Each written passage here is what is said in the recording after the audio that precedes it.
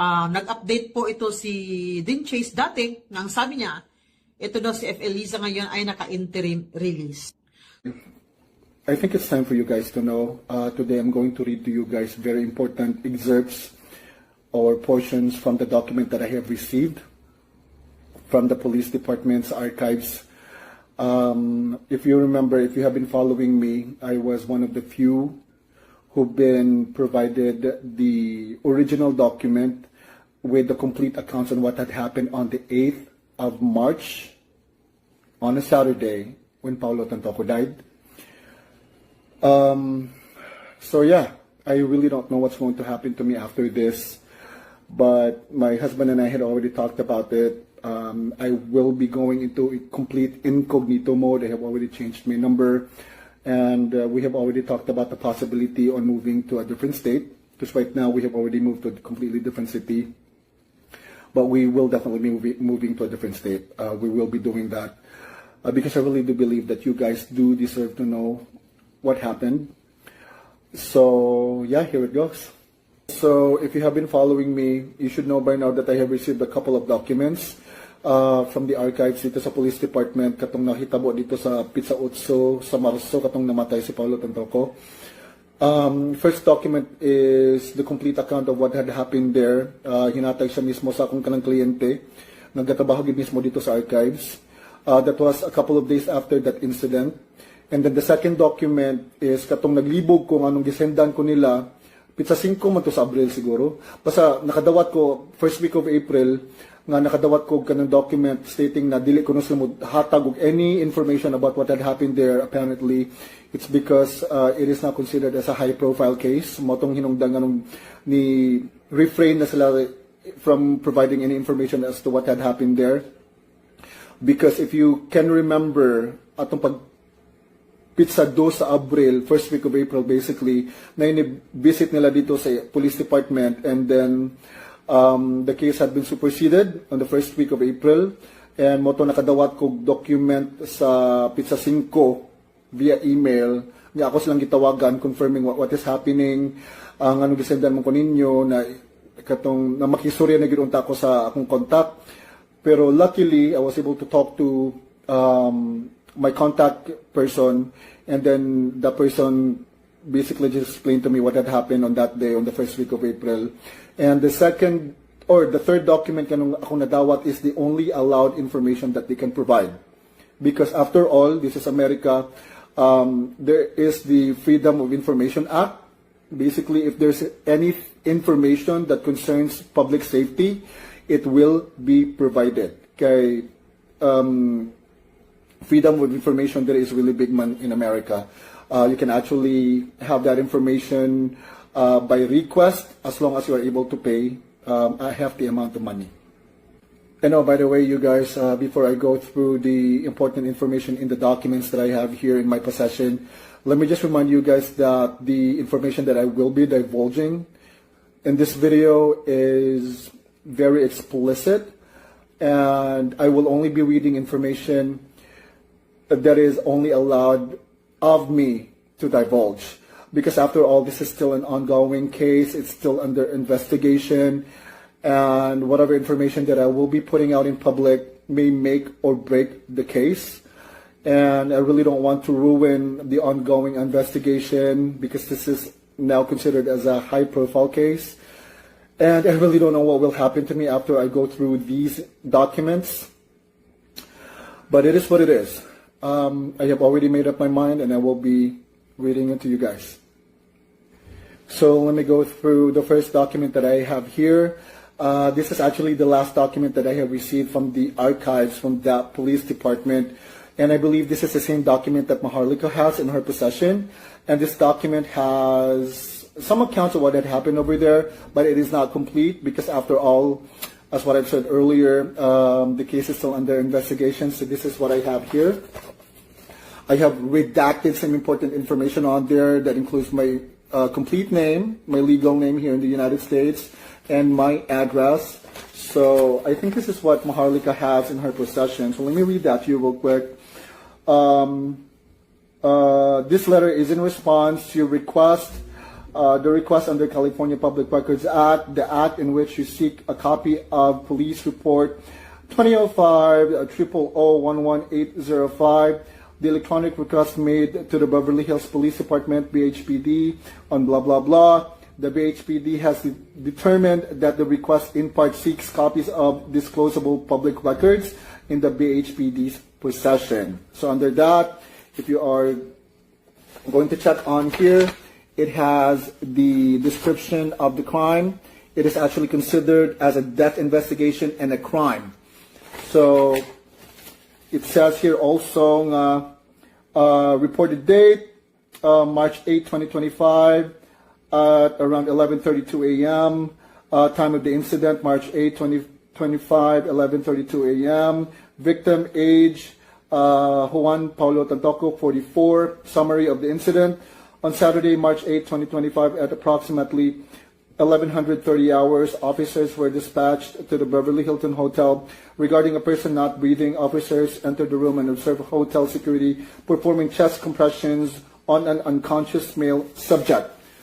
Officer took over with life-saving measures and subject was pronounced deceased at 12:05 hours by the paramedics. So I believe this is the same document that they are sending out to everyone if ever mangayo ka ng document ba kay manghatag mo gina sila, public records mo gina siya. So mo rin ang allowed nila nga pwede nila mahatag sa public, no? Very vague. It does not have complete accounts on whatever happened on that fateful day on the 8th of March. And the second document that I have here, let me just read that on my computer. It's right here. This one, I received this on the 5th of April. Let me read it to you real quick. Basically, gist aning a document is that they are not going to divulge any information. I believe this was after those Asian-looking men visited the Police and Archive Department on the 2nd of April. So basically, first week of April, nang limpyo gid sila nga mga sayop nga nabuhat atong kuan ba sa Archives Department. So money, the second document, and we go to the first document. The document that I have received from my client. So guys, ako lang yung basahon ninyo, no?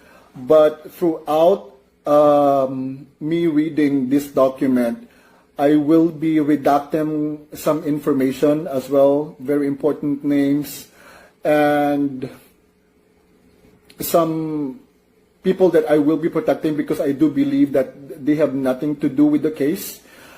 However, since their names are here, I will be reading them, but I will be redacting them when I edit the video, okay? Alright, so let me just go through the document that I have received from my client who works at the Archives Department.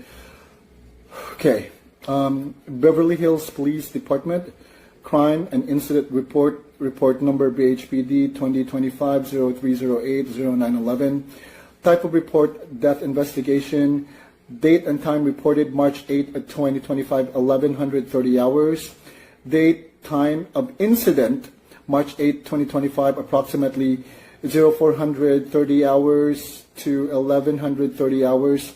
Location of incident, Beverly Hilton Hotel. It has a complete address as to which, where it happened. The name of the victim, which is Juan Paulo Tantoco, male, age 44, date of birth is redacted. Reporting officer,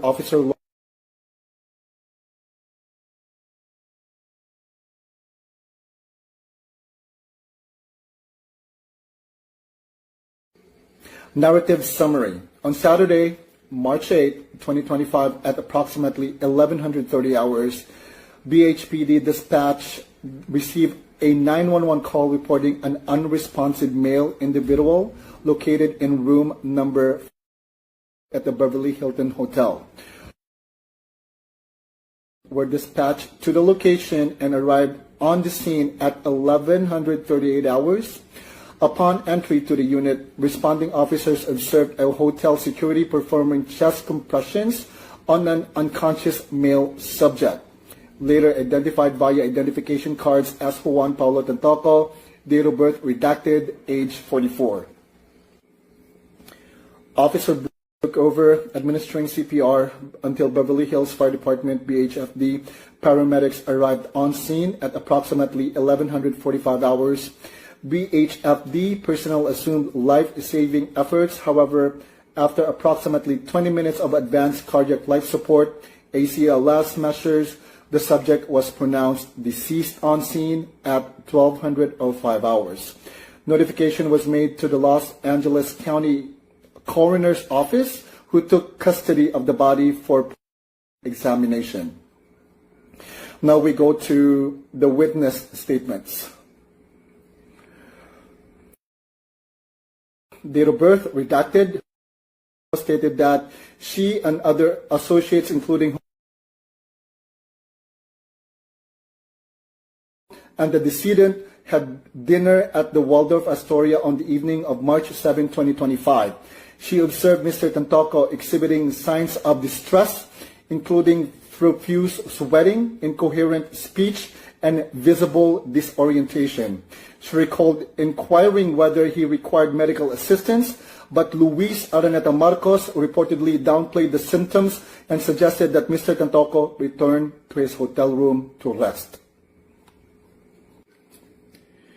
So there are so many statements here from different witnesses, but I'm just going to read a couple of statements from very important people that I believe has something to do with the case. So the second statement from the witness that I'm going to read is from date of birth is redacted. Mr. corroborated the timeline provided by Mrs. He stated that he and Mrs. Marcos escorted Mr. Tantoco back to room at the Beverly Hilton 2235 hours. A continuation of the gathering occurred in the penthouse until approximately 0100 hours on March 8, 2025 on a Saturday, the next day, when some guests departed. Third statement from a witness is from date of birth is redacted. Mr. remained at the party in room 5 along with Mrs. Marcos and Mrs. He reported that between 0445 and 0515 hours, Mr. Tantoco began convulsing. He confirmed that Mr.